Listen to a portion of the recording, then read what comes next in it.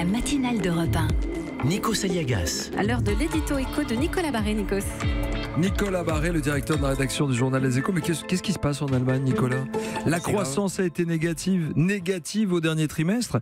Mais ça, c'est du jamais vu. Mais c'est quoi la cause? La transition écologique? Vraiment? Écoutez, si vous pensez que la transition écologique, effectivement, est forcément bonne pour l'économie, il n'y a qu'à voir en Allemagne. La croissance a été négative, en effet, de 0,2% au troisième trimestre. Et l'une des principales explications provient de la mise en œuvre de normes anti-pollution automobile qui ont complètement désorganisé la production. Volkswagen a annoncé une conversion de 2 de ses usines dans la production de voitures électriques.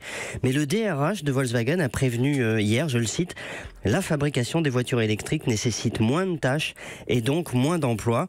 Et donc, en effet, pour l'industrie automobile allemande, la transition écologique va se traduire par une réduction de la production industrielle et donc peser sur la croissance. Et peser avec un impact considérable. Ça veut dire que la croissance de la première économie européenne est en train d'être divisée par 2. Oui, en rythme annuel, on est passé de 2% au printemps à 1,1% aujourd'hui.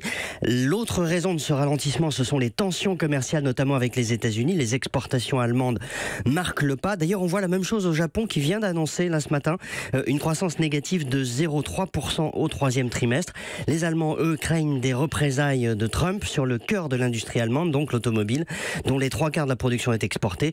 Alors, sur l'ensemble de l'année, le gouvernement allemand espère néanmoins un rebond pour atteindre 1,8% de croissance.